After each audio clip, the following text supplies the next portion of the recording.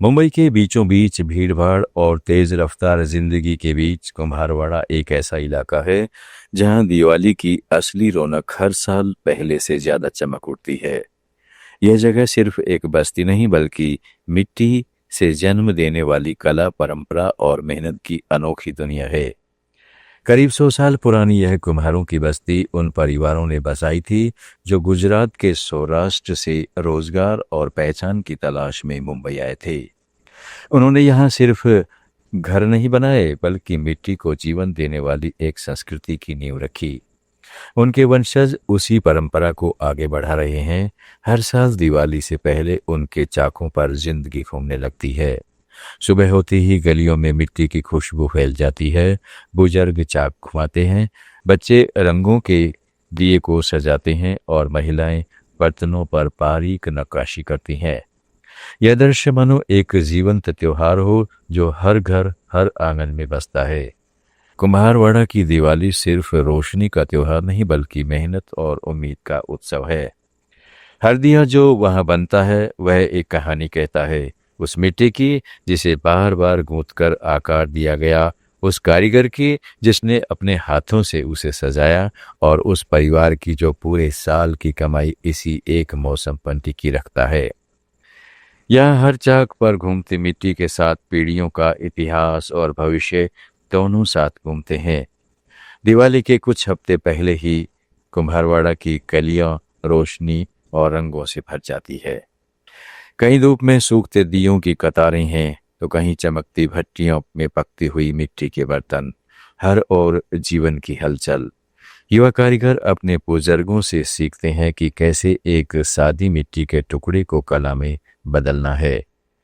यह बनती है एक परंपरा जो हाथों से निकलकर दिलों में बसती है। कुम्हारवाड़ा हमें यह सिखाता है कि असली रचनात्मकता मशीनों में नहीं, उन हाथों में बसती है जो हर दिन अपने पसीने से रोशनी को जन्म देते हैं। ये दिया दिया 12 महीना कलर पेंटिंग, 12 महीना हम यही काम करते हैं, पेंटिंग का कलर। नवरात्रि से चालू करते हैं, लास्ट अभी अगले संडे से खत्म हो जाएंगे।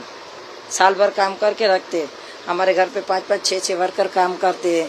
सबको भाई लोग को घर में देना पड़ता है। वो 1 कैरेट का उठाने वाला वो भी हमारे पास वर्कर काम करता है, रोज उठाता है, लेके आता है, दे के जाता है।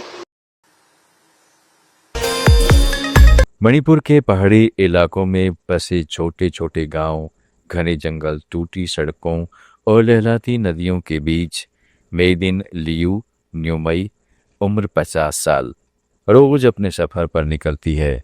उनका हौसला किसी योद्धा से कम नहीं। उन्होंने हाल ही में 28 किलोमीटर का सफर तय किया, न किसी पुरस्कार के लिए न शोहरत के लिए, बल्कि सिर्फ 17 बच्चों को पोलियो की 2 बूंद जिंदगी की देने के लिए। यह कहानी सिर्फ एक महिला की नहीं बल्कि उस समर्पण की है जो भारत के हर कोने में बसे हजारों आशा कार्यकर्ताओं के दिल में धड़कता है। वो महिला जो बिना थके, बिना रुके दूसरों के लिए काम करती है ताकि हर बच्चा, हर माँ, हर घर स्वस्थ रहे। मणिपुर के तमेंगलोंग जिले के उबड़-खाबड़ रास्ते किसी भी आम इंसान को थका सकते हैं। वहां सड़कें कई जगह टूट चुकी हैं, पुल नहीं है और बारिश में नदियां उफान पर होती हैं। लेकिन मेदिन लियू न्योमेई के लिए ये बाधाएं नई नहीं है। वो कहती है, अगर मैं नहीं जाऊंगी तो वो बच्चे कौन बचाएगा। इस बार उन्हें 5 नदियां पार करनी पड़ी, कई किलोमीटर जंगलों के बीच से होकर गुजरना पड़ा। हाथ में एक छोटा सा वैक्सीन कैरियर जिसमें पोलियो ड्रॉप्स रखी थी, वही उसका सबसे कीमती सामान था। रास्ते में कई बार फिसलन भरी मिट्टी ने भी उन्हें गिराया, लेकिन वो रुकी नहीं। हर कदम के साथ उनके मन में एक ही विचार था, कहीं कोई बच्चा छूट न जाए। मेदिन लियू पिछले 18 सालों से आशा कार्यकर्ता के रूप में काम कर रही हैं। उन्होंने अनगिनत बार गर्भवती महिलाओं की मदद की है, बच्चों को जन्म दिलाने में सहयोग किया है और कई बार ऐसी जगहों पर प्राथमिक उपचार दिया है जहां डॉक्टरों का पहुंचना लगभग असंभव होता है। उनके पास न तो कोई बड़ी गाड़ी है, न ही कोई मेडिकल सुविधा, लेकिन उनका जज्बा सबसे बड़ा है। भारत में लाखों आशा कार्यकर्ता हैं, लेकिन ज्यादातर लोगों को उनके नाम तक नहीं मालूम। वे हमारे देश की सबसे निचली लेकिन सबसे मजबूत स्वास्थ्य प्रणाली की रीढ़ हैं। गांव में जन्म से लेकर टीकाकरण, पोषण, परिवार नियोजन और महामारी नियंत्रण तक हर मोर्चे पर वे खड़ी हैं। मेदिनलियो न्योमई इस मिशन की जीवित मिसाल है। वो सिर्फ एक स्वास्थ्य कार्यकर्ता नहीं बल्कि एक प्रेरणा है उन सभी के लिए जो मानते हैं कि एक व्यक्ति कुछ नहीं बदल सकता।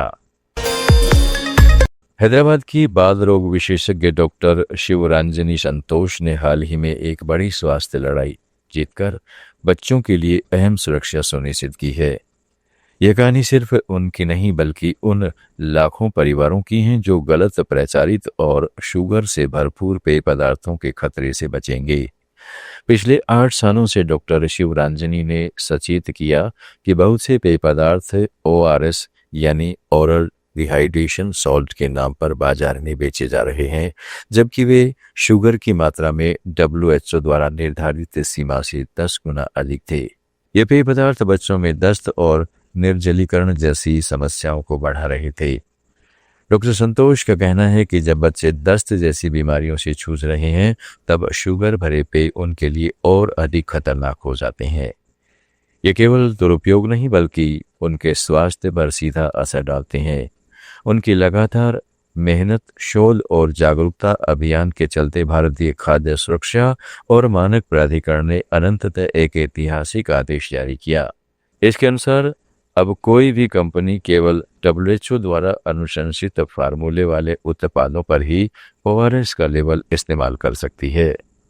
यह निर्णय बच्चों और मरीजों के लिए एक बड़ी जीत है। डॉक्टर शिवरंजनी ने इस लड़ाई में डॉक्टरों, स्वास्थ्य कार्यकर्ताओं, माता पिता और नागरिकों का समर्थन भी पाया। यह टीम वर्क और स्थायी प्रयास का परिणाम है कि जब बाजार में गलत जानकारी वाले और खतरनाक पेय पदार्थों के प्रचार पर रोक लगी है, यह जीत केवल एक व्यक्ति की नहीं है। यह सही जानकारी, सुरक्षित स्वास्थ्य और बच्चों के कल्याण के लिए चल रही लगातार मुहिम का प्रतीक है। यह उदाहरण सभी डॉक्टरों और स्वास्थ्य कार्यकर्ताओं के लिए प्रेरणा बन गया है कि लगातार प्रयास और साहस के साथ गलत प्रथाओं को बदलना संभव है। डॉक्टर संतोष का संघर्ष ये दर्शाता है कि स्वास्थ्य सुरक्षा केवल नियम बनाने से नहीं होती, बल्कि सतत जागरूकता, अनुसंधान और नागरिक समर्थन से ही इसे वास्तविक रूप दिया जा सकता है। उनका यह कदम बच्चों में गंभीर बीमारियों और उनकी जटिलताओं को रोकने के लिए एक मील का पत्थर साबित हुआ है। आज जब कोई ORS लेवल वाला उत्पाद खरीदता है तो यह सुनिश्चित है कि वह WHO के मानकों के अनुसार सुरक्षित है। और यह सब संभव हुआ है डॉक्टर शिवरंजनी संतोष की अडिग मेहनत और समर्पण के साथ। उनकी ये कहानी हम सभी को याद दिलाती है कि सच्ची सेवा और स्वास्थ्य सुरक्षा के लिए लड़ना हमेशा मायने रखता है। यह न केवल एक व्यक्ति की जीत है बल्कि समाज की जीत है जो अपने बच्चों और मरीजों की सुरक्षा के लिए सतत जागरूक रहता है। डॉक्टर संतोष ने यह साबित कर दिया है कि हिम्मत और दृढ़ता से किसी भी गलत प्रथा को बदला जा सकता है और बच्चों की सेहत को प्राथमिकता दी जा सकती है। उनके इस ऐतिहासिक योगदान से भारत में स्वास्थ्य सुरक्षा का मानक एक नया आयाम प्राप्त हुआ है। We have won it. The newspaper reported the 1410 order. That wasn't clear, and it said ORS can be used, but they have given a clarification today, and we have won it. They can not only not use ORS, they cannot sell it from today, right now from today. No misleading label with ORS can be sold. We have won the battle. We have won it. They cannot sell them anymore. I'm so sorry I misled you because of that newspaper thing. No, we have won it. Thank you everyone. Thank you so much. Thank you so much. It's been 8 years I persisted. आप सुन रहे थे let's mind more than radio.